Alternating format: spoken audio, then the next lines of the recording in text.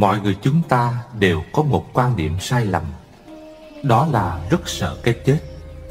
Nhìn thấy trong nhà ai có một cỗ quan tài, nếu như đi ngang qua nhà đó thì mọi người rất là sợ sệt, sợ hồn ma của người chết, sợ người chết hóa thành ma hù dọa chúng ta.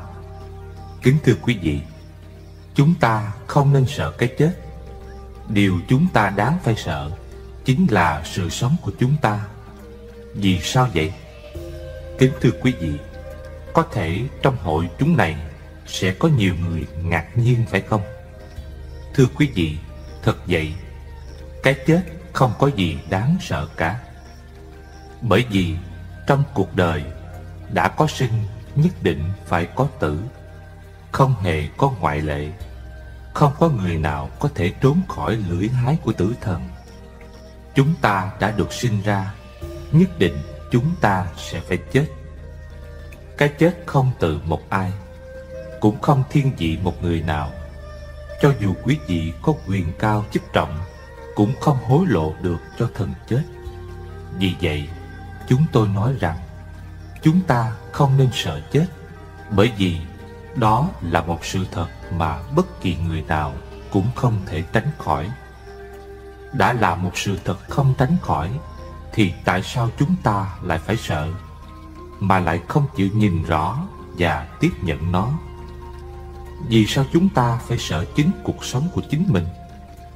Thưa quý vị, chúng ta sợ cuộc sống của mình, đó là sợ mình không làm chủ được bản thân, không tu tập chánh pháp, sống thiếu lòng vị tha, mà phải gây đau khổ cho chính bản thân và cho cả mọi người xung quanh.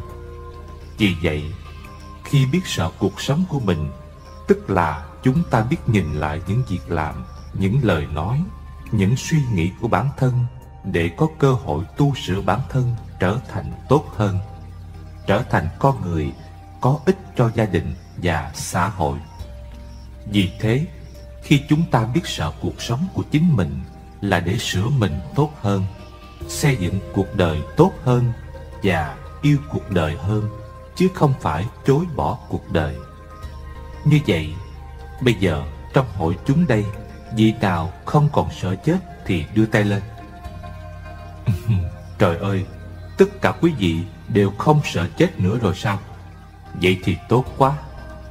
Tất cả quý vị đều đồng ý với chúng tôi về quan niệm trên phải không?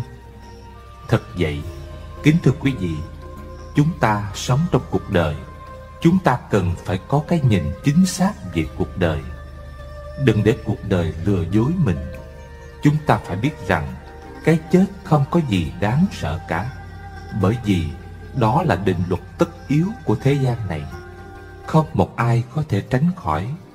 Vì thế, khi cái chết đến với mình, chúng ta nhất định phải nói với nó rằng: trời đất có 4 mùa, xuân, hạ, thu, đông.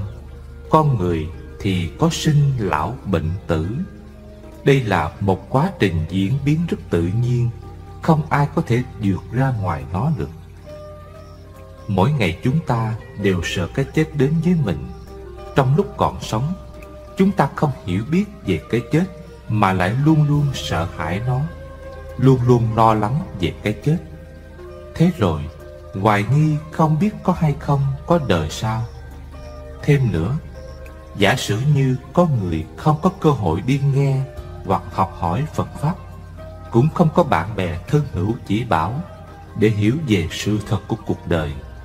Thế rồi người đó đến lúc lâm chung cũng còn mơ mơ hồ hồ, tâm lý sợ sệt, đau khổ khởi lên, và thế là sẽ tự mình đi vào cõi khổ. Kính thưa quý vị, ngày nay chúng ta có mặt trên cuộc đời này, nhất định sẽ có ngày chúng ta phải chết.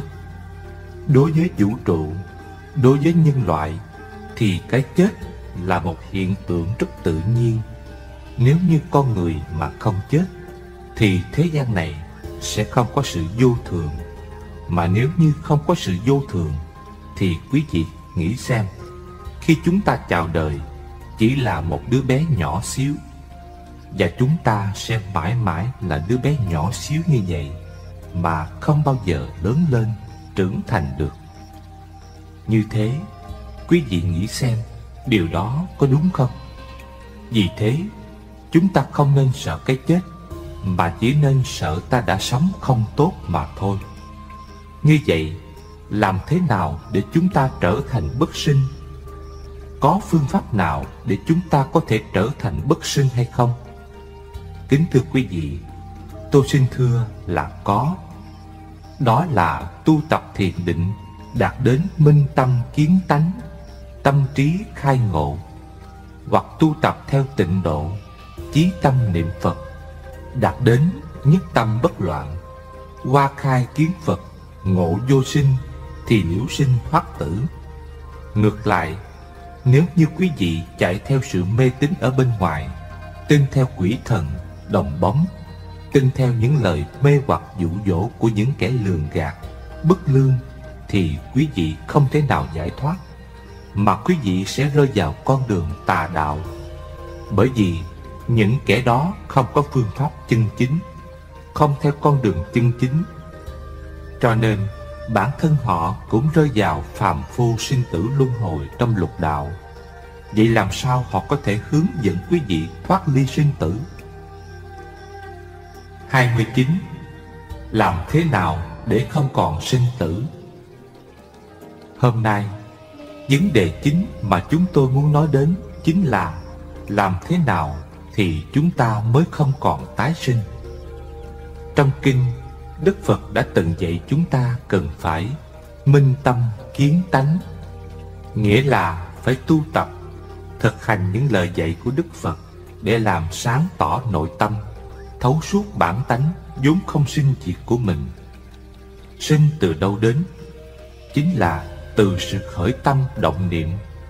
Bởi vì ngay từ lúc chúng ta mới móng tâm, khởi niệm, thì chính từ trong tâm của chúng ta đã có một sức mạnh đưa đẩy chúng ta đi đến sự chấp thủ, xả bỏ. Đó chính là chúng ta đang đi vào sự sinh tử.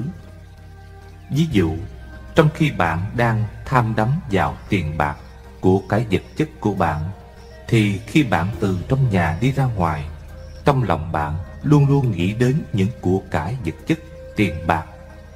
Bạn cứ lo nghĩ rằng không biết mình đã khóa tủ cá nhân, két sắt đã kỹ chưa, và bạn cứ luôn luôn lo nghĩ về vấn đề đó mãi không thôi. Vậy trong thời gian đó, bản thân bạn luôn bị sự lo lắng, phiền muộn chi phối. Hay giả như một vị giám đốc có công việc phải đi công tác, vị này có một người vợ rất xinh đẹp đang ở nhà. Nếu như vị giám đốc đó thiếu chất liệu của sự hiểu biết, tin tưởng, thương yêu đối với người vợ của mình, mà trong lòng anh ta chỉ có sự chấp ngã, ích kỷ, hẹp hòi, thì trong lòng anh ta luôn luôn bị sự lo lắng, phiền muộn dày dò. Anh ta lo lắng không biết người vợ của mình ở nhà có làm đúng theo lời mình đã căn dặn hay không, không biết người vợ ở nhà có chung thủy với mình hay không, và rất là nhiều điều lo nghĩ khác nữa. Cứ như thế, anh ta sẽ bị những lo lắng phiền muộn chi phối và không còn đủ sáng suốt để giải quyết công việc. Nếu như đối với bất cứ sự việc gì chúng ta cũng tham đắm chấp trước, thì nhất định chúng ta sẽ bị luân hồi trong cõi trần gian này. Hay nói cách khác, chỉ cần chúng ta một niệm chấp trước không được đoạn trừ, thì nhất định chúng ta sẽ không bao giờ đạt được sự minh tâm kiến tánh, không thể nào vượt thoát được sinh tử luân hồi. Có người hỏi, khi một vị thiền sư đã khai ngộ thì có gì đặc biệt? Tôi xin nói, rất là đặc biệt. Vì sao vậy?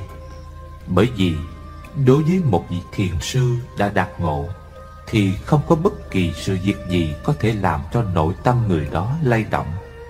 Không ai có thể đem những sự việc như vinh nhục, hơn thua, được mất đến làm cho người đó phải bận tâm. Vì những vị này đã thấy rõ những sự việc trên đều là giả hợp, hư vọng. Các bậc thánh nhân không bao giờ mong cầu mọi người ai ai cũng ca tụng hay tâng bốc họ. Nếu như trong cuộc sống mà mọi người ai cũng ca tụng và tâng bốc ta, như vậy thế giới này sẽ trở thành một thế giới như thế nào?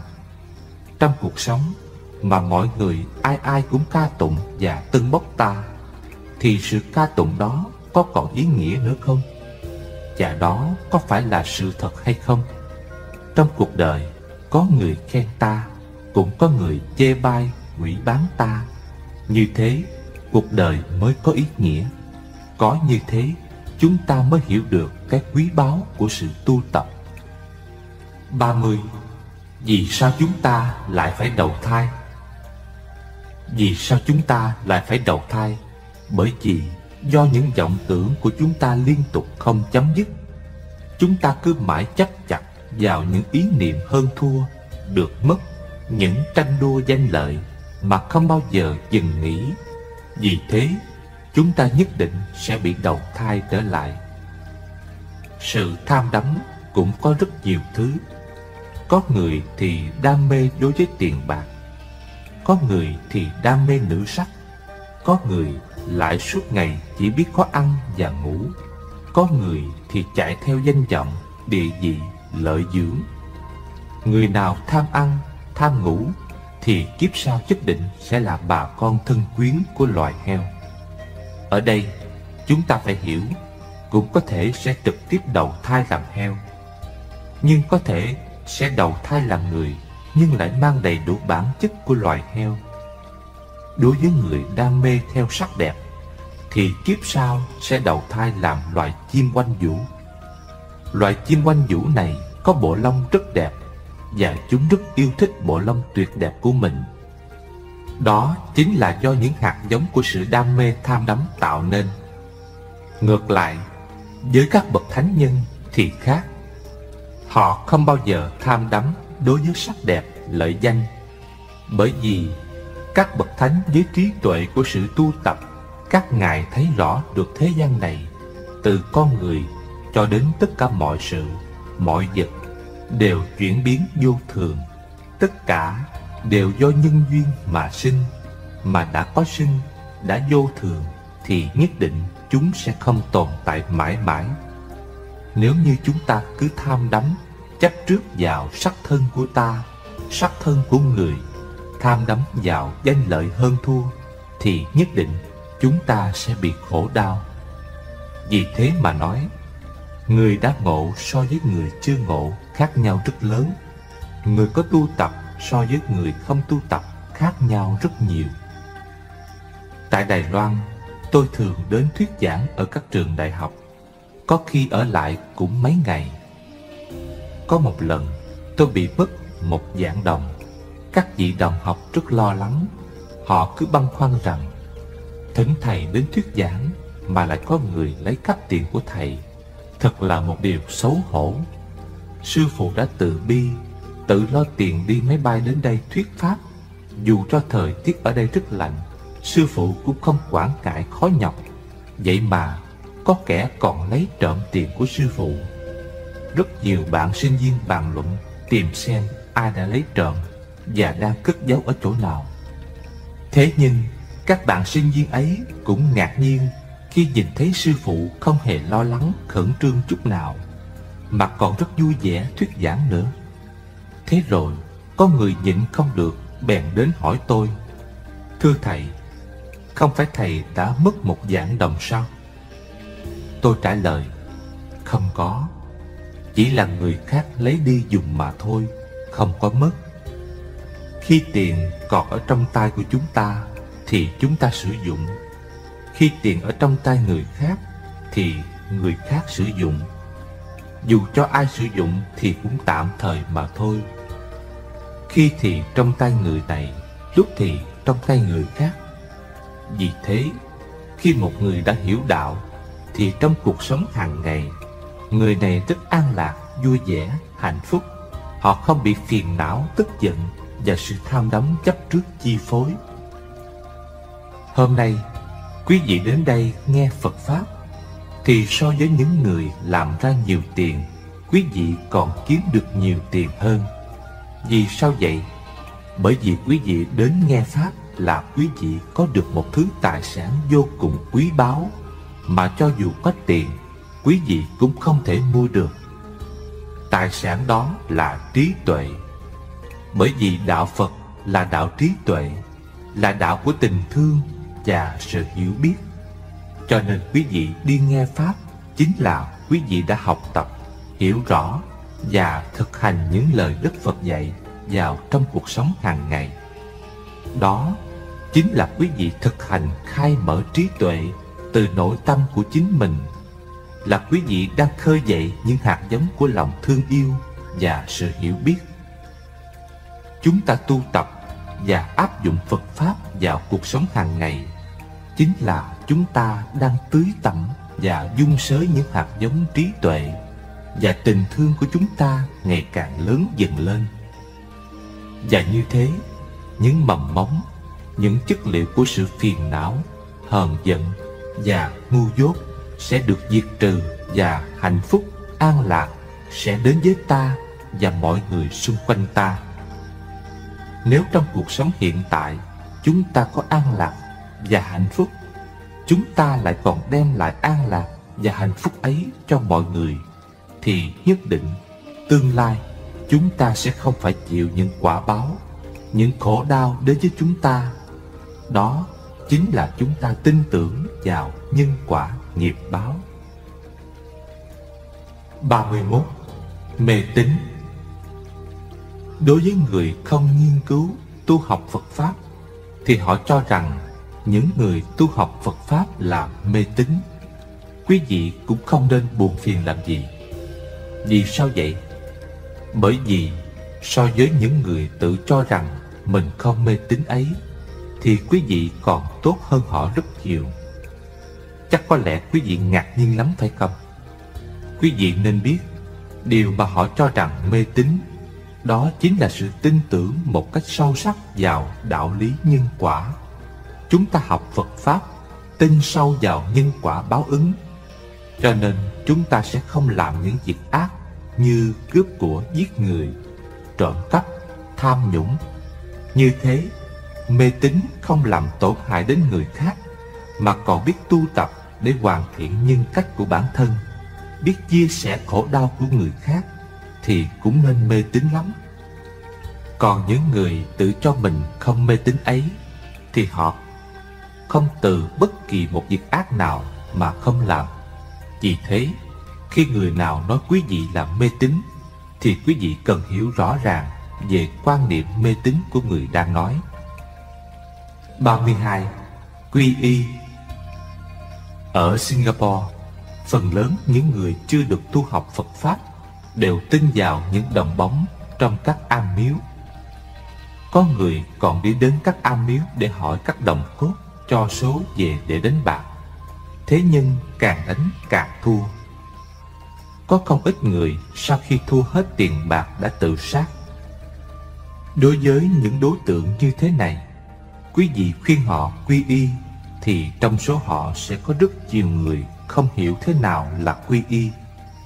Có một vị thiếu niên anh tuấn vừa mới tin Phật, anh ta liền đến hỏi tôi: Bạch thầy, quy y rồi có thể kết hôn được không? Con bái thầy làm sư phụ rồi, con có cưới vợ được không?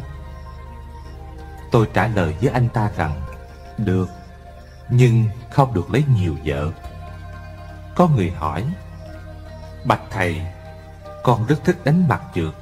Nếu như quy y rồi, sau này con có thể đánh bạc nữa hay không?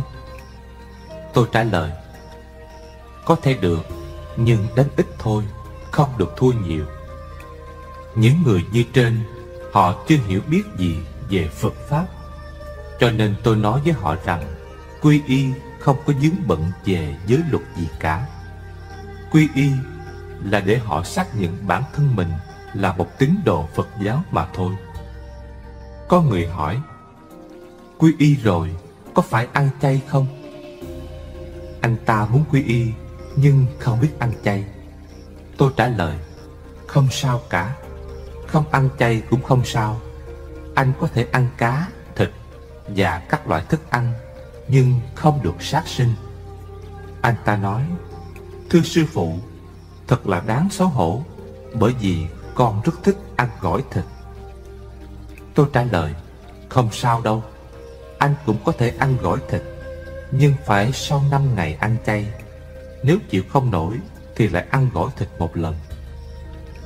Anh ta trở về, nghe theo lời dặn và cố gắng ăn chay.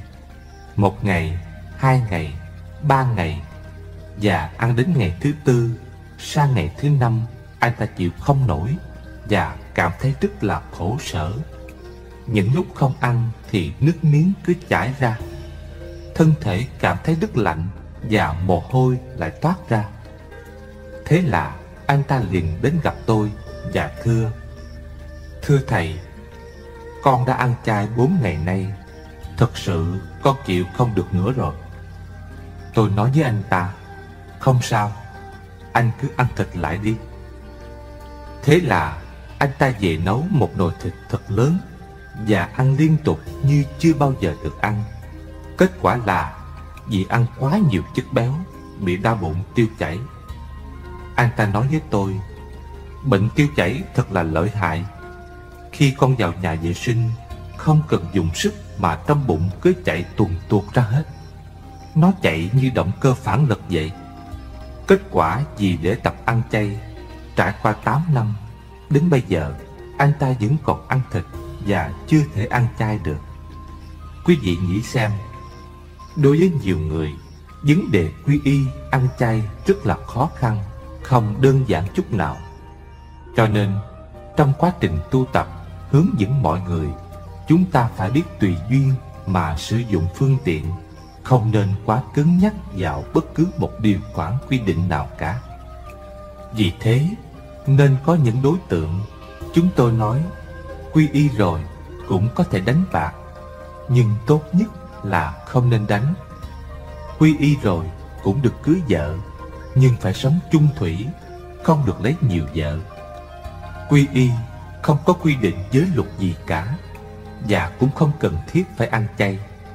Nếu như ngay từ đầu mà tôi nói thẳng với họ rằng quy y rồi không được đánh bạc, quy y phải tuân thủ giới luật, phải ăn chay, thì nhất định họ sẽ không quy y và sẽ không bao giờ đến với Phật giáo nữa. Và như thế, họ sẽ không có được cơ hội để tiếp xúc với giáo lý Phật Đà, để tu tập và sửa chữa những sai lầm của mình. Do đó, với những đối tượng như vậy, tôi phải sử dụng phương tiện huyền xảo để từ từ hướng dẫn họ, và trong thực tế đã có những kết quả rất khả quan. Những người như trên, trong giai đoạn đầu có khó khăn, nhưng về sau họ có những bước tiến rất tốt sau khi đã tiếp xúc học hỏi và thực tập lời Phật dạy. Bởi vì sau khi họ có thực tập, dù không nhiều, nhưng bản thân họ tự cảm nhận được những ích lợi của việc thực tập lời Phật dạy, và họ tự chuyển hóa bản thân. Quý vị sống ở tại Singapore này, muốn quy y với chúng tôi cũng được, nhưng tốt nhất là nên quy y với các vị thầy ở đây. Bởi vì sau khi quy y, chúng ta cần phải thân cận học hỏi và thực tập. Tôi ở Đài Loan, nếu có vấn đề gì thắc mắc, cần phải có thầy để thỉnh giáo thì thật là bất tiện. Cho nên quý vị nên quy y với các vị thầy ở đây. Và điều cần thiết nhất là sau khi đã quy y thì cố gắng học hỏi và thực hành những điều Phật dạy vào trong cuộc sống hàng ngày. Có như thế, quý vị mới cảm nhận được những giá trị chân thật của đạo Phật trong cuộc sống, của bản thân mình, của gia đình mình và của xã hội như thế nào. Đức Phật đã dạy, ta xuất hiện ở đời là vì mục đích đem lại an lạc, hạnh phúc cho chư thiên và loài người. 33. Quá khứ, tương lai và hiện tại. Hôm nay, chúng ta sẽ bàn về những điều mà Đức Phật đã dạy.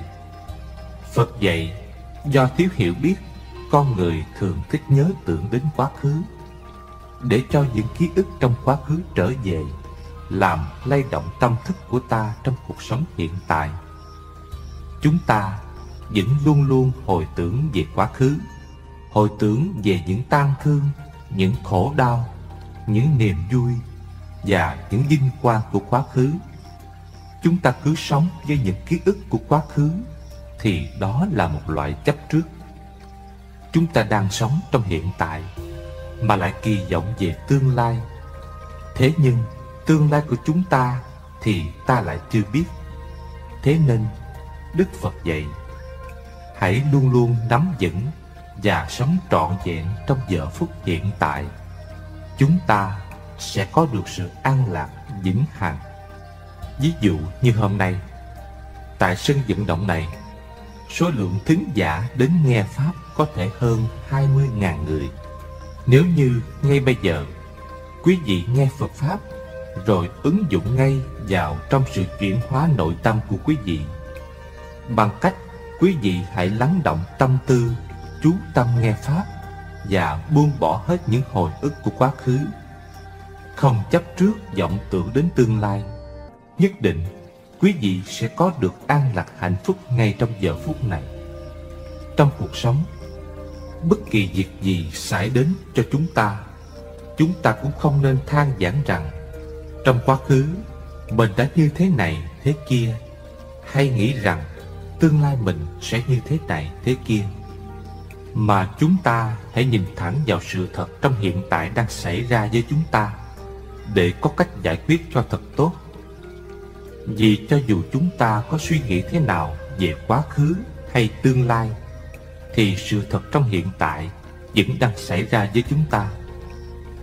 Trong kinh Người biết sống một mình, Đức Phật cũng đã từng dạy: đừng tìm về quá khứ, đừng tưởng tới tương lai. Quá khứ đã không còn, tương lai thì chưa tới. Hãy quán chiếu sự sống trong giờ phút hiện tại, bậc thức giả an trú, vững chãi và thảnh thơi. Phải tinh tiến hôm nay, kẻo ngày mai không kịp. Cái chết đến bất ngờ, không thể nào mặc cả. Vậy chúng ta hãy vững vàng chấp nhận mọi sự, mọi việc xảy đến với mình và tìm cách giải quyết sự việc một cách tốt nhất. Điều cần thiết là chúng ta phải có lòng tin đối với bản thân và tận tâm tận lực giải quyết công việc. Thì cho dù người khác có phê bình, công kích chúng ta bao nhiêu đi nữa cũng không quan trọng. Cũng như bản thân chúng tôi hôm nay đến đây thuyết giảng, chúng tôi đã tận tâm tận lực rồi, thì cho dù chúng tôi giảng không hay và người khác có cái nhìn về chúng tôi thế nào đi nữa, đối với chúng tôi cũng không quan trọng.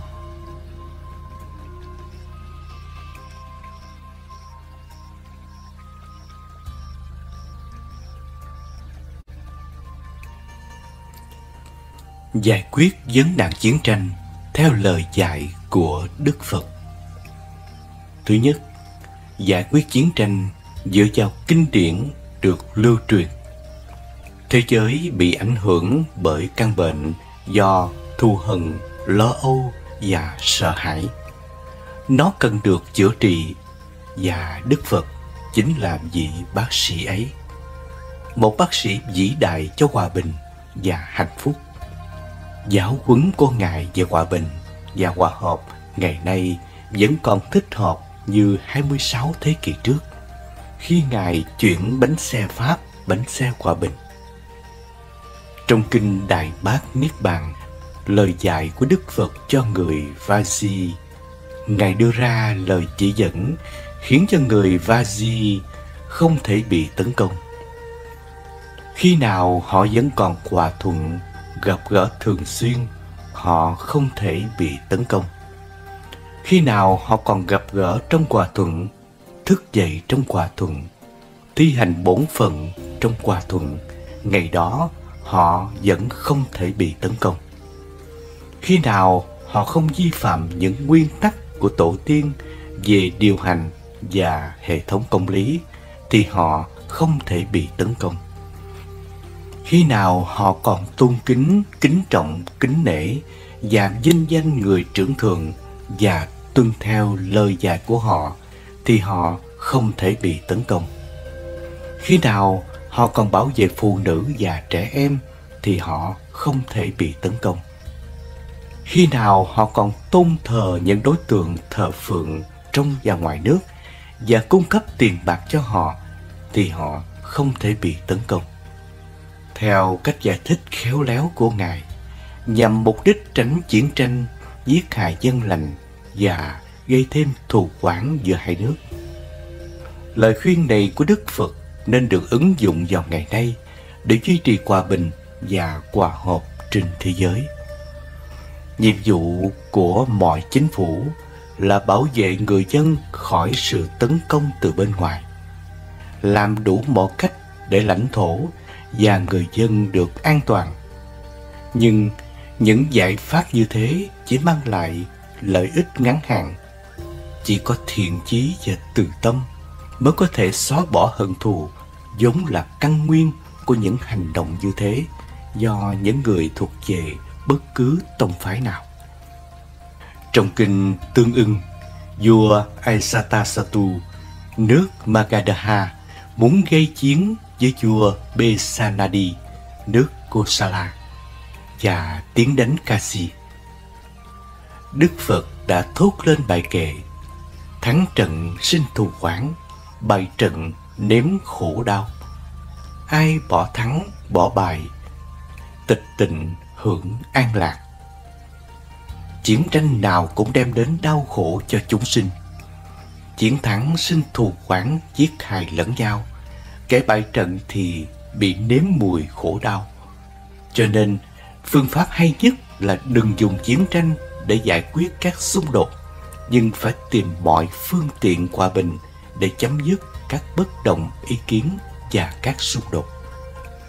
Đây quả là lời dạy cần thiết cho các nhà lãnh đạo thời nay, khi họ cứ liên tục tạo nên các cuộc chiến và luôn có kẻ thắng người thua, luôn có những oán ghét thù hằn theo đuổi con người mọi nơi mọi lúc. Cho dù là chính nghĩa hay phi nghĩa, hậu quả của cuộc chiến vẫn thực khốc liệt. Không chỉ giới hạn là sự công khai tàn sát, mà còn để lại đói nghèo và thù hận. Hậu quả của chiến tranh Việt Nam là một bài học quý giá cho chúng ta hiểu rõ về hậu quả của chiến tranh. Trong kinh Trung Bộ, Phật cũng đề cập đến nguyên nhân đưa đến chiến tranh. Lại nữa, này các tỳ kheo, do dục làm nhân, do dục làm duyên, do dục làm nguyên nhân, do chính dục làm nhân. Vua tranh đoạt với vua, sát đế lì tranh đoạt với sát đế lì, Bà La Môn tranh đoạt với Bà La Môn, gia chủ tranh đoạt với gia chủ, mẹ tranh đoạt với con tranh đoạt với mẹ, cha tranh đoạt với con tranh đoạt với cha, anh em tranh đoạt với anh tranh đoạt với chị tranh đoạt với anh, bạn bè tranh đoạt với bạn bè. Khi họ đã dấn mình vào tranh chấp, tranh luận, tranh đoạt, họ công phá nhau bằng tay, họ công phá nhau bằng đá, họ công phá nhau bằng gậy, họ công phá nhau bằng kiếm. Ở đây, họ đi đến tự vong, đi đến sự đau khổ gần như tử vong. Ngài đưa ra nguyên nhân của mọi sự tranh chấp là lòng tham dục. Tham được biểu hiện dưới nhiều hình thức: tham danh, tham sắc, tham tiền bạc, tham quyền lực, đều là tham. Chính lòng tham làm nhân duyên thúc đẩy thành sự tranh chấp. Nếu là sự tranh chấp nhỏ thì đó là sự tranh chấp giữa anh em, vợ chồng, cha con, xóm làng. Lớn hơn thành sự tranh chấp giữa vua với vua, giữa quốc gia với quốc gia, giữa khối quốc gia này với khối quốc gia khác. Sự tranh chấp đó không giải quyết được bằng đạo lý thì dẫn đến vũ lực, nên quân đánh nhau, muốn giành phần thắng về mình, gây nên các cuộc chiến tranh đe dọa mạng sống con người trên trái đất. Nguyên nhân của cuộc chiến tranh bao giờ cũng được thay thế bằng những khẩu hiệu qua mỹ, nhân danh công lý, đạo đức để xúi giục người dân tàn sát lẫn nhau, nhằm bảo vệ quyền lợi cho tự ngã. Hậu quả nghèo đói, chết chóc của chiến tranh xảy ra cho người dân, chứ không phải cho những người cầm đầu các cuộc chiến. Thứ hai, giải quyết chiến tranh trên tinh thần bát chính đạo.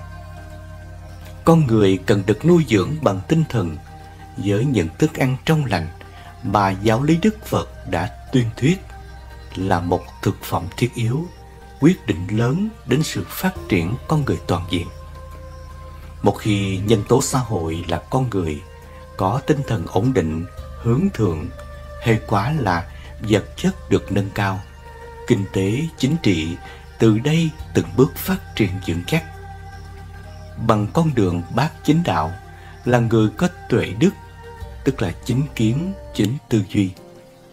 Chính kiến nhờ việc hiểu biết đúng về nguyên nhân và hậu quả của sử dụng bất hợp lý nguồn tài nguyên thiên nhiên.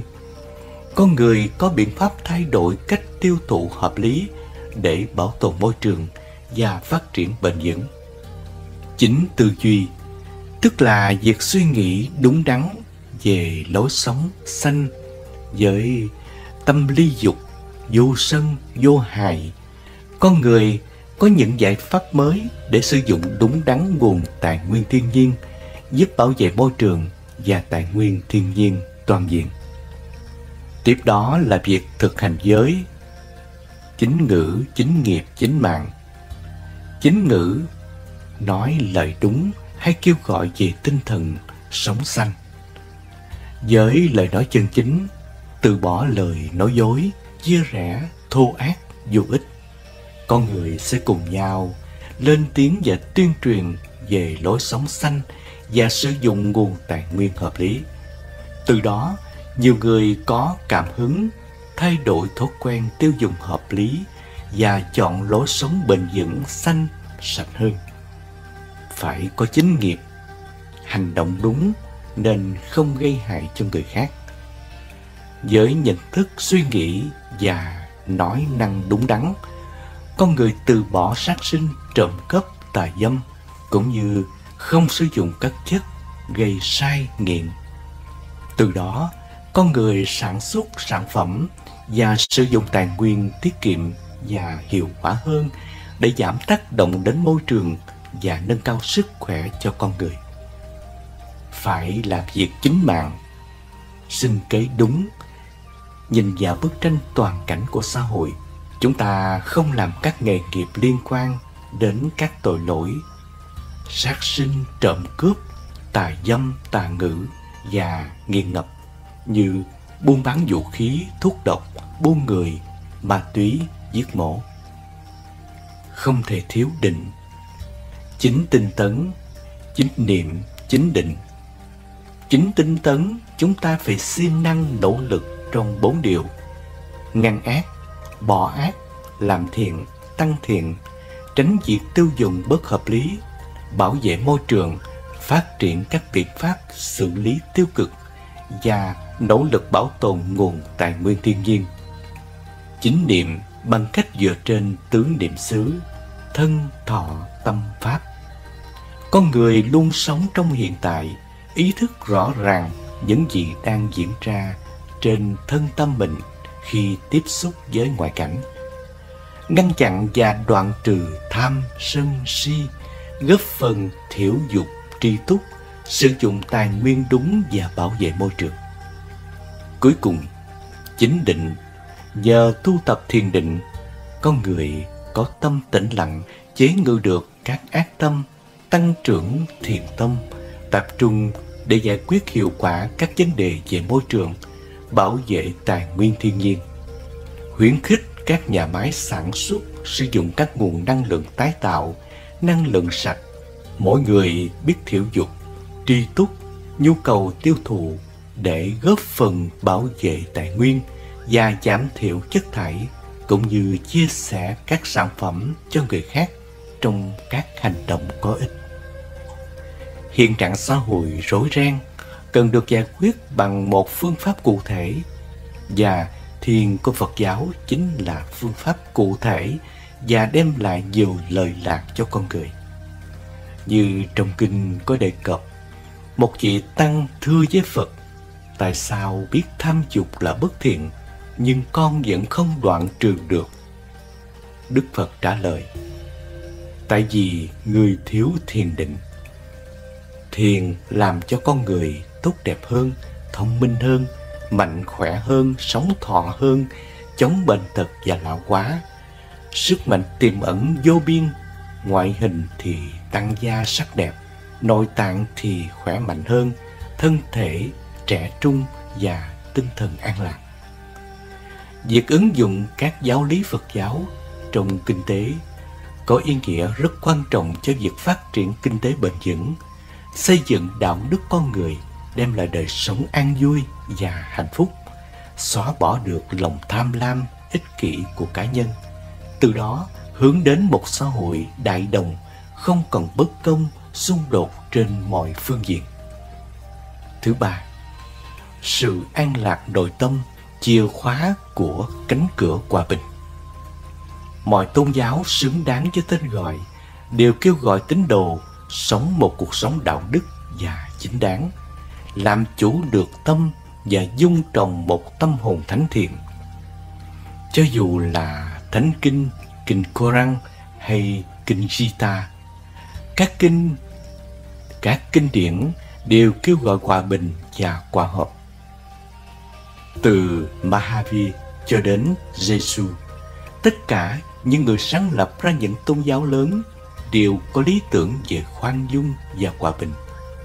Tuy nhiên, thế giới chúng ta thường bị xung đột bởi sự khác biệt giữa các tôn giáo và tông phái, ngay cả chiến tranh, bởi vì chúng ta chỉ chú trọng tới vỏ bên ngoài mà quên đi tinh túy của tôn giáo. Đây là hậu quả của sự thiếu tình thương và lòng từ bi. Hòa bình trên thế giới không thể đạt được trừ khi có được an lạc trong mỗi cá nhân. Sự dao động và an lạc không thể tồn tại chung với nhau được. Một đường lối để đạt được an lạc nội tâm là thiền Vipassana hay thiền tuệ giác, một phương pháp tông phái khoa học và có kết quả thực tiễn, một phương pháp tự quan sát và nhận biết sự thật. Thực tập phương pháp này mang lại sự hiểu biết thực nghiệm về sự tương quan giữa tâm và thân. Bất cứ khi nào tiêu cực nảy sinh trong tâm như thù hận, nó sinh ra những cảm giác khó chịu trong người. Bất cứ khi nào tâm sinh ra tình thương, vô vị lợi, từ bi và thiện chí, toàn thể con người tràn ngập những cảm giác dễ chịu. Thực tập Vipassana cũng cho thấy rằng hành động tinh thần đi trước hành động bằng tay chân và lời nói. Quyết định hành động đó là thiện hoặc bất thiện. Tâm quan trọng nhất. Đó là lý do tại sao chúng ta phải tìm ra đường lối thực tiễn để làm cho tâm được an lạc và thánh thiện. Nói rộng hơn, một xã hội hòa bình sẽ sống hòa bình với toàn cảnh thiên nhiên. Chúng ta đều hiểu sự cần thiết phải bảo vệ môi trường, chấm dứt làm ô nhiễm môi trường. Cái ngăn cấm chúng ta hành xử được đúng là vì những ô nhiễm trong tâm như vô minh, tàn nhẫn và tham lam. Dứt bỏ được những ô nhiễm này sẽ đưa đến hòa bình giữa con người, đồng thời đưa đến một sự liên hệ quân bình và lành mạnh giữa xã hội loài người và môi trường thiên nhiên. Đây là cách tôn giáo có thể khuyến khích sự bảo vệ môi trường. Các nhà lãnh đạo tại các quốc gia nên hội họp lại, cùng nhau đưa ra các giải pháp để kiến tạo một thế giới hòa bình không chiến tranh. Nên ngưng lại các cuộc tập trận, thử vũ khí, công kích lẫn nhau, cung cấp vũ khí cho các cuộc chiến tranh. Có như vậy, tương lai của thế giới mới tươi sáng và có bước phát triển vượt bậc. Ngược lại, nguy cơ các cuộc chiến tranh nổ ra ngày càng nhiều, đe dọa đến an ninh lương thực. Nguy cơ xảy ra cuộc chiến tranh thế giới thứ ba với vũ khí tối tân của các bên tham chiến, vũ khí sinh học, vũ khí hạt nhân, các đầu đạn tên lửa gây hủy diệt hàng loạt con người cũng như môi trường tự nhiên. Chúng ta cần chung tay gióng lên hồi chuông cảnh tỉnh cho những kẻ cầm quyền càng mang đầy những lòng tham oán ghét thù hận với mong muốn quy diệt giống loài. Đây là việc làm vô cùng cấp thiết và cấp bách, yêu cầu sự đồng lòng và hợp tác của tất cả nhân dân trên hành tinh này. Cách hồi hướng công đức, tăng thêm phước báo. Hồi hướng phước báo là gì? Đầu tiên, để đại chúng hiểu khái niệm phước báo là gì, Sư phụ Thích Trúc Thái Minh chia sẻ: phước là kết quả của việc thiện. Các việc thiện sinh ra phước báo. Phước đem đến may mắn, an lành, tốt đẹp, hạnh phúc cho chúng ta.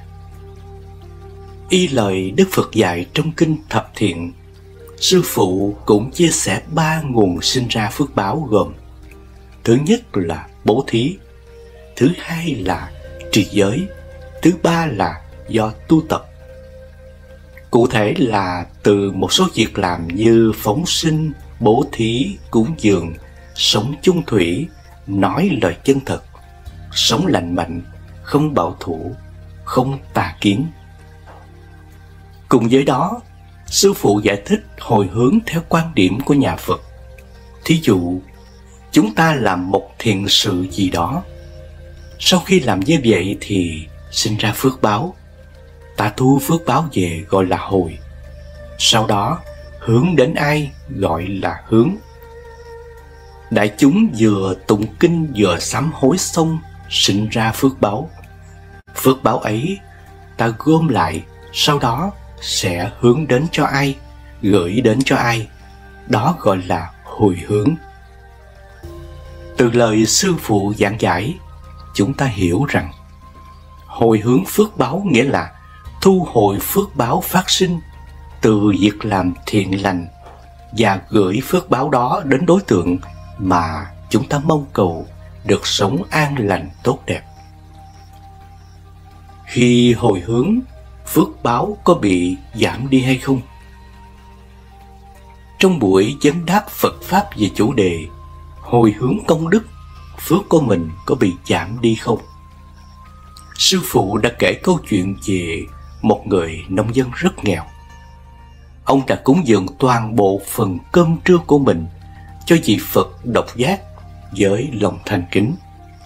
Ngài hoan hỷ thọ nhận và chú nguyện cho người nông dân này được phước báo. Việc đó được chư thiên quỷ thần ca ngợi tán thán đến tai nhà vua. Vua đã đến gặp người nông dân để xin chia phước vì không có duyên được cúng dường Phật độc giác. Người nông dân lo lắng rằng nếu chia phước cho nhà vua thì mình sẽ hết phước, cho nên ông đã đi gặp Phật độc giác để bạch hỏi. Đức Phật độc giác đã lấy thí dụ về bó đuốc đang cháy và hỏi chị nông dân rằng: ví như bó đuốc của ông đang cháy mà mọi người mang đuốc của họ đến xin lửa ở bó đuốc của ông, thì lửa ở bó đuốc của ông có bị mất đi hay không? Vị nông dân hiểu ra và trả lời rằng lửa ở bó đuốc của ông vẫn không bị giảm. Qua đó, Đức Phật độc giác cũng khẳng định việc vị nông dân hồi hướng phước báo cho nhà vua với tâm chân thực thì phước báo của ông ấy sẽ không bị mất đi. Từ câu chuyện trên, sư phụ khẳng định khi làm một việc thiện, một nghiệp thiện sinh ra được quả phước. Chúng ta hồi hướng cho thân quyến hay cho ai thì thân quyến mình được phước, và được phước như thế nào là còn tùy thuộc vào nghiệp duyên của họ. Về phía mình thì mình không bị mất phước đi, cho nên tại sao chúng ta vẫn thường nguyện đem công đức này hồi hướng cho tất cả, cho cả pháp giới này? Cách hồi hướng để tăng thêm phước báo. Để chúng ta dễ tư duy và thực hành, sư phụ giảng giải: Nếu chỉ hồi hướng miệng mà tâm ý không có, tâm xả tham của mình chưa có, tâm ích kỷ của mình vẫn còn, thì hồi hướng không được bao nhiêu. Phước ấy không chuyển đi được. Cho nên khi làm phước, chúng ta hồi hướng phước thì phước của mình không mất. Nhưng ta chân thành hồi hướng thực sự với tâm rộng lớn, thì phước của mình không những không mất đi mà còn tăng lên. Từ đó, đại chúng yên tâm thực hành thiền pháp, phước báo được nhân rộng ra. Tiếp đó, sư phụ khuyến tấn chúng ta tu tập làm việc phước thiện thật nhiều và chân thành hồi hướng, không chỉ cho thân quyến mà còn cho cả pháp giới này cùng được hưởng phước báu, thì chúng ta không mất phước mà pháp giới lại được tăng thêm phước báu. Như vậy, nếu chúng ta hồi hướng công đức đến cho những chúng sinh khác với tâm chân thật rộng lớn, mong muốn khắp pháp giới giác ngộ Phật Pháp, được kết duyên với Phật Pháp, thì phước báo sẽ tăng trưởng. Phật đã truyền dạy về cách hồi hướng nhằm giúp chúng ta tăng thêm phước báo trong cuộc sống. Hồi hướng có nghĩa là quay về trong lòng, là sự chú trọng và chăm chút vào bản thân để tạo điều kiện cho sự trỗi dậy của lòng từ bi và lòng biết ơn. Phật dạy rằng, để tăng thêm phước báo, chúng ta cần bắt đầu từ việc chú ý đến những hành động hàng ngày. Chúng ta nên sống một cuộc sống có ý nghĩa, đầy ý thức và chú trọng đến việc giúp đỡ người khác. Chúng ta có thể thực hiện những hành động nhỏ mỗi ngày như giúp đỡ một người khó khăn, chia sẻ yêu thương và lắng nghe người khác. Những hành động này không chỉ làm tăng thêm phước báu cho chúng ta, mà còn góp phần vào hạnh phúc chung của mọi người. Hồi hướng cũng bao gồm việc quan sát và nhìn lại bản thân. Chúng ta nên thường xuyên kiểm tra lòng mình, nhận biết và thừa nhận những sai lầm và nhược điểm của chính mình. Đồng thời chúng ta cũng cần biết ơn và trân trọng những phẩm chất tốt đẹp và thành tựu của bản thân. Từ việc nhìn nhận chính mình một cách chân thành, chúng ta có thể tự trau dồi và phát triển những phẩm chất tốt hơn, tạo điều kiện cho sự trỗi dậy của lòng từ bi và lòng biết ơn. Hồi hướng đòi hỏi chúng ta khám phá và hiểu rõ chính mình. Chúng ta nên tìm hiểu về bản chất đau khổ và niềm vui, về sự tạm thời và vô thường của cuộc sống. Từ sự hiểu biết này, chúng ta có thể nhìn nhận mọi sự kiện trong cuộc sống một cách sâu sắc và không gắn bó quá mức với chúng. Điều này giúp chúng ta trở nên nhẹ nhàng và tự do trong tư duy, và từ đó tăng thêm phước báo và hạnh phúc trong cuộc sống. Từ những lời dạy về hồi hướng của Phật, chúng ta cũng có thể tìm thấy cách thực hành lòng từ bi và tha thứ. Hồi hướng giúp chúng ta nhìn nhận mọi người và mọi sự với tình yêu thương và sự thông cảm. Chúng ta học cách đặt mình vào vị trí của người khác, cảm nhận và hiểu được những khó khăn và khao khát của họ. Từ đó chúng ta có thể thể hiện lòng từ bi bằng cách giúp đỡ, chia sẻ và lắng nghe một cách chân thành và tận tâm. Hồi hướng cũng dạy chúng ta cách tha thứ và giải thoát cho sự oan trái và thù địch trong lòng. Tha thứ không chỉ làm giảm bớt gánh nặng tâm lý, mà còn tạo điều kiện cho sự tiến bộ và hạnh phúc cá nhân. Khi chúng ta tha thứ, chúng ta đang giải phóng bản thân khỏi sự cấu kết của quá khứ và tạo điều kiện cho một tương lai tươi sáng. Tha thứ không đồng nghĩa với việc chấp nhận những hành vi xấu xa, mà là sự giải phóng bản thân khỏi gánh nặng tâm lý và hướng tới hòa bình và sự đồng lòng.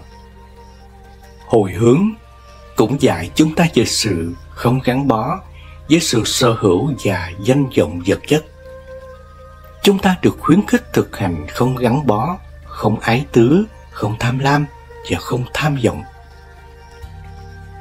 Chúng ta hiểu rằng vật chất chỉ là thân thể tạm thời, còn danh vọng và tài sản chỉ là những thứ tạm thời và vô thường.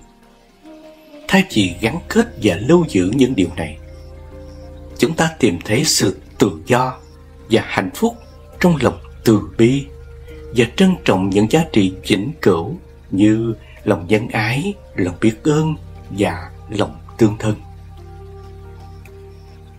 Với lòng hồi hướng và sự thực hành từ bi, chúng ta có thể tăng thêm phước báu trong cuộc sống.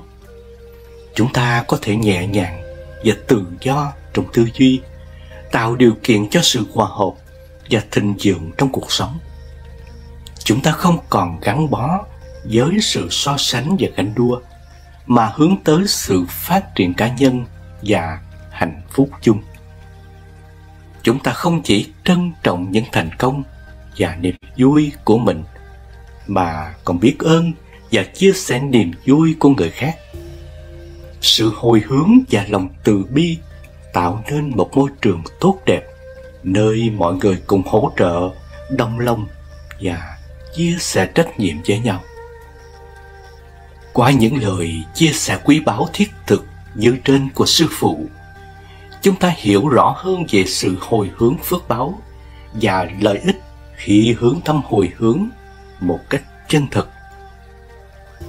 Xin kính chúc quý vị Phật tử cùng người nghe luôn tinh tấn, tư duy thực hành lời Phật dạy để đem lại lợi ích cho mình, cho muôn loài chúng sinh. Buông bỏ lòng ghen tị với 4 điều dạy của Phật. Buông bỏ lòng ghen tị là một hành động cao cả và mang lại sự giải thoát cho tâm hồn. Khi chúng ta ghen tị, chúng ta đặt mình vào tư thế so sánh và luôn muốn có những gì người khác đang có. Tuy nhiên, điều này chỉ mang đến sự đau khổ và không hạnh phúc. Hãy chấp nhận bản thân và tìm hiểu giá trị riêng của mình. Mỗi người chúng ta đều có những ưu điểm và tài năng riêng, và chúng ta không cần phải so sánh mình với người khác để thấy mình đáng trân trọng. Hãy tin tưởng vào khả năng của bản thân và tập trung vào việc phát triển và nâng cao năng lực của mình.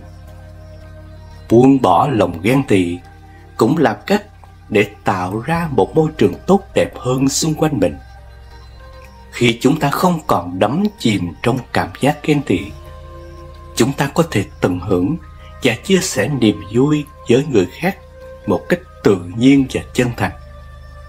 Đồng thời chúng ta cũng tạo ra không gian cho người khác để phát triển và tỏa sáng, mở ra những cơ hội mới và đẩy mạnh sự phát triển chung. Thay vì chỉ tập trung vào những gì người khác có, hãy tập trung vào việc xây dựng cuộc sống của chính mình. Hãy đặt mục tiêu làm việc chăm chỉ và tạo dựng những giá trị riêng mà chúng ta có thể mang đến cho thế giới này. Khi chúng ta không bị áp lực và khống chế bởi cảm xúc ghen tị, chúng ta có thể sống một cuộc sống tự do, bình an và tràn đầy niềm vui. Chúng ta có thể tận hưởng từng khoảnh khắc và trân trọng những điều đơn giản nhưng quan trọng trong cuộc sống. Hạnh phúc không nằm ở bên ngoài, mà nó tồn tại trong lòng chúng ta khi chúng ta tìm thấy sự an bình và sự đồng lòng với thế giới xung quanh. Buông bỏ lòng ghen tị không chỉ giúp chúng ta trở thành phiên bản tốt hơn của chính mình, mà còn giúp chúng ta tìm thấy sự bình yên và hạnh phúc trong lòng. Khi chúng ta có thể chào đón thành công và hạnh phúc của người khác mà không ghen tị, chúng ta đã tiến bước trên con đường đến sự tự do tâm hồn và trọn vẹn hơn trong cuộc sống. Biểu hiện của lòng ghen tị thấp nhất là khẩu nghiệp, nói điều sai quấy về người khác. Nặng hơn là biến thành oán khí, sân hận, hành động gây tổn hại tới người khác. Phật dạy cách xóa bỏ lòng ghen tị để thân tâm an lạc, nhận ra giá trị của bản thân và cố gắng nhiều hơn trong cuộc sống. Nếu có lòng ghen tị, sẽ mắc phải những sai lầm rất đáng tiếc sau đây. Thứ nhất là tạo ra nghiệp ác.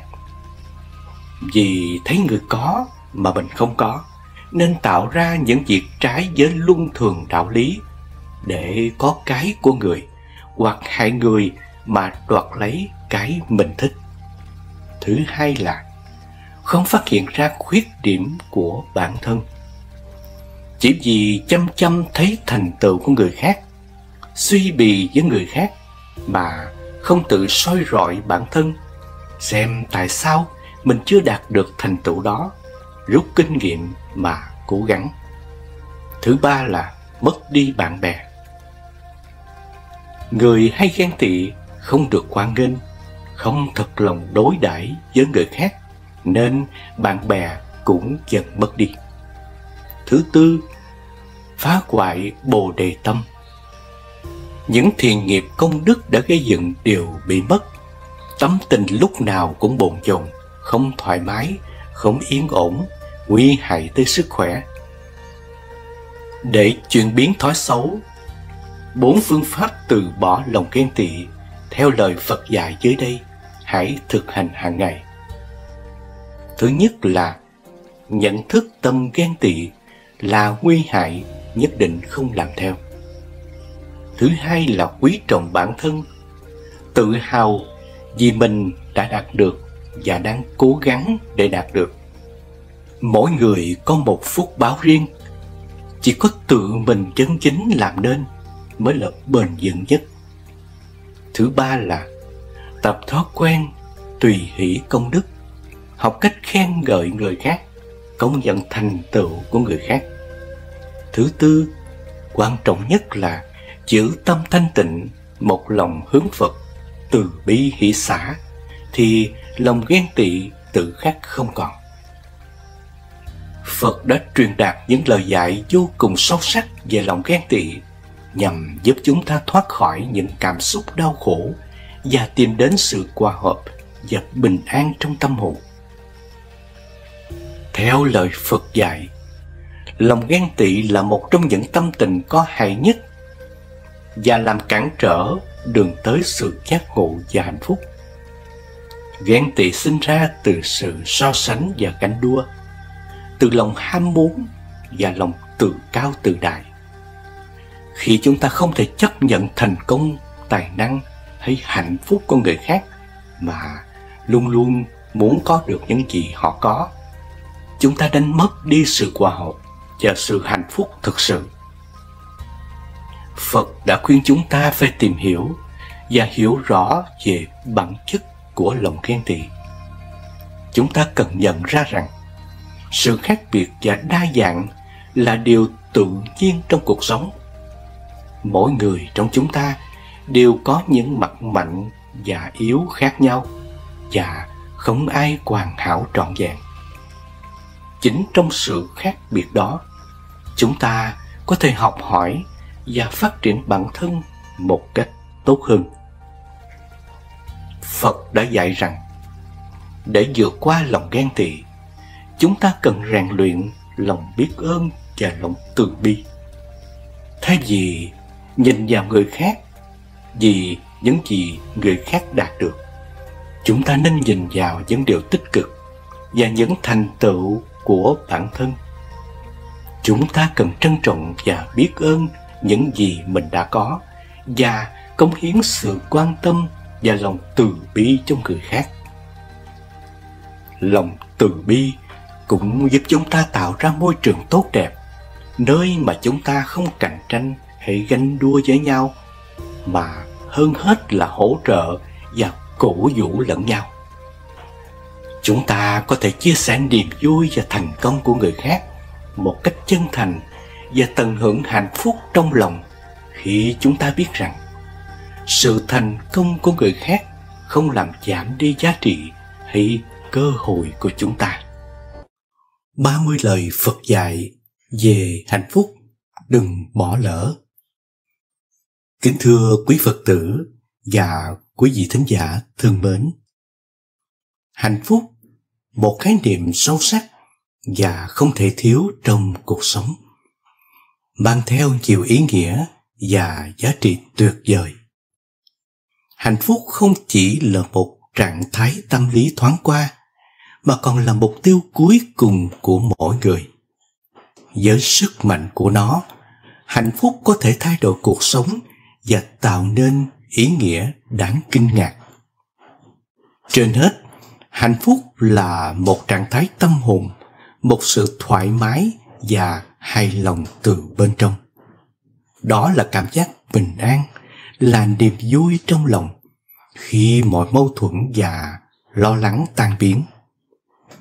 Hạnh phúc không phụ thuộc vào tài sản hay danh vọng, mà là kết quả của sự chấp nhận và trân trọng những điều tốt đẹp trong cuộc sống này. Hạnh phúc cũng là sự kết nối với thế giới xung quanh. Đó là khả năng tạo ra mối quan hệ tốt đẹp và yêu thương với những người xung quanh. Hạnh phúc không đơn độc, mà là sự chia sẻ và sự gắn kết với cộng đồng. Khi chúng ta tạo ra niềm vui và hạnh phúc cho người khác, chúng ta cũng đồng thời tìm thấy hạnh phúc trong chính mình. Hạnh phúc còn là sự phát triển và trưởng thành cá nhân. Nó đòi hỏi chúng ta không ngừng khám phá và phát huy tiềm năng của bản thân. Khi ta đặt ra mục tiêu và đạt được những thành công, cảm giác hạnh phúc vô tận tràn đầy trong tâm hồn. Sự hài lòng và thành tựu cá nhân mang lại một ý nghĩa sâu sắc và đáng giá cho cuộc sống này. Cuối cùng, hạnh phúc là khả năng sống trong hiện tại và tận hưởng từng khoảnh khắc. Đôi khi chúng ta dễ dàng bị cuốn vào quá khứ hoặc lo lắng về tương lai và quên đi sự tốt đẹp cùng giá trị của hiện tại. Hạnh phúc là khả năng trân trọng và sống đúng với từng giây từng phút mà cuộc sống mang lại. Sau đây là 30 lời Phật dạy về hạnh phúc. Thứ nhất, cho đi sự yêu thương, hạnh phúc tự tìm đường đến. Lạc quan, vui vẻ, bệnh tật rồi sẽ qua đi. A Di Đà Phật. Thứ hai, vạn pháp duy tâm tạo. Con người là kết quả của những gì mình nghĩ. Nếu một người nói và làm với tâm trong sáng thanh tịnh, hạnh phúc sẽ luôn đi theo anh ta như hình với bóng. Thứ ba, thanh tịnh và giản đơn là đôi cánh giúp tâm hồn thăng qua. Thứ tư, không có con đường dẫn đến hạnh phúc. Hạnh phúc chính là con đường. Thứ năm, vợ chồng cùng sống cùng chết, nháy mắt là thống khổ, nhưng vĩnh hằng là hạnh phúc. Thứ sáu, rất nhiều người vì cái gọi là hạnh phúc mà yêu nhầm người, nhưng càng nhiều người vì yêu đúng người mà hạnh phúc trọn đời. Thứ bảy, hàng ngàn ngọn nến có thể được thắp sáng bởi một ngọn nến, và cuộc đời của ngọn nến ấy không hề bị tàn lụi. Hạnh phúc không bao giờ cạn đi khi ta biết sẻ chia. Thứ 8, đừng cố xây dựng hạnh phúc trên sự bất hạnh của người khác. Bạn sẽ vướng vào lưới của hận thù. Thứ 9, hạnh phúc là cảm giác. Xem nhẹ chút, thoải mái trong lòng. Thứ 10, nhiều người cho rằng sự náo nhiệt là hạnh phúc, Nhưng khi quá náo nhiệt sẽ không có bình yên. Hạnh phúc thực sự dựa trên sự bình yên. 11. Tâm thái là do rèn luyện, cần phải bình thản, có tấm lòng yêu thương. 12. Thời khắc hiện tại tràn ngập niềm vui và hạnh phúc. Chỉ cần bạn để tâm, bạn sẽ nhìn thấy chúng. 13. Cội nguồn của tình yêu nằm sâu trong mỗi chúng ta. Chúng ta có thể giúp người khác hạnh phúc. Một lời nói, một hành động, một suy nghĩ cũng có thể làm vơi đi nỗi buồn và tăng hạnh phúc cho người khác. 14. Hãy hiểu, thương và tương kính người yêu của mình. Cũng chính là đem lại hạnh phúc đến cho người và cho chính mình. 15. Hạnh phúc không phải là dơ dào cho mình thật nhiều, mà ngược lại, bạn nên ban tặng, san sẻ những gì mình có cho người khác. Đó mới chính là hạnh phúc. Bản thân hạnh phúc, tức vận mệnh sẽ tươi đẹp. 16. Làm người phải biết vui vẻ. Niềm vui và nỗi buồn luôn xen kẽ lẫn nhau. Vui vẻ có mức độ chính là cả đời được thanh thản. 17. Không đi đến cực đoan. Đi đến cực đoan bao giờ cũng gặp thất bại thảm hại. Phải chủ động tìm kiếm sự khôn ngoan của cuộc đời. 18. Một trong những điều tốt nhất trong cuộc sống là nhận ra rằng bạn hoàn toàn hạnh phúc mà không cần đến những thứ mà bạn cứ ảo tưởng là mình buộc phải có. 19. Nguồn gốc của mọi khổ đau trên thế gian đều bắt nguồn từ tâm bám chấp. 20. Có sinh, ắt có diệt. Có hợp, ắt có tan. Có thịnh, ắt có suy. Khi bạn vui, hãy hiểu rằng niềm vui này không phải là vĩnh hằng. Khi bạn đau khổ, cũng hãy nhớ rằng nỗi đau này cũng không trường tồn. Vạn pháp thế gian vốn vô thường. 21. Hạnh phúc không bao giờ đến với người không biết tri ân những gì mình đang có. 22. Hãy biết cảm ơn cả những nghịch cảnh. Mỗi một vết thương đều là một sự trưởng thành. 23. Quy luật nhân quả không chừa một ai. Hãy cẩn trọng trong từng suy nghĩ, lời nói và hành động của mình. 24. Đừng xem thường những điều nhỏ bé. Một đốm lửa nhỏ có thể thiêu rụi cả một khu rừng. Một con rắn nhỏ có thể khiến ta mất mạng. 25. Hàng ngàn ngọn nến có thể được thắp sáng từ một ngọn nến. Hạnh phúc được nhân lên khi được sẻ chia. 26. Không ai có thể mang lại hạnh phúc cho chúng ta ngoài bản thân mình. Mỗi người phải tự cất bước trên đôi chân của chính mình. 27. Là người biết hài lòng sẽ cảm nhận được hạnh phúc. Không biết hài lòng mãi mãi không biết được hạnh phúc. 28. Kiềm chế và khắc phục được sự thèm muốn sẽ giải thoát con người ra khỏi mọi tình huống xảy ra. Dù đó là hạnh phúc hay khổ đau, sẽ mang lại sự bình an cho con tim và tâm thức của mình. 29. Đừng cố xây dựng hạnh phúc trên sự bất hạnh của người khác. Bạn sẽ dướng vào lưới của hận thù. Hãy cho đi, ngay cả khi bạn chỉ có một chút thôi. 30. Nói tôi yêu bạn có nghĩa là tôi có thể mang tới cho bạn sự bình yên và hạnh phúc. Để làm được điều đó, trước tiên chính bản thân bạn phải là người có được những điều đó trước đã.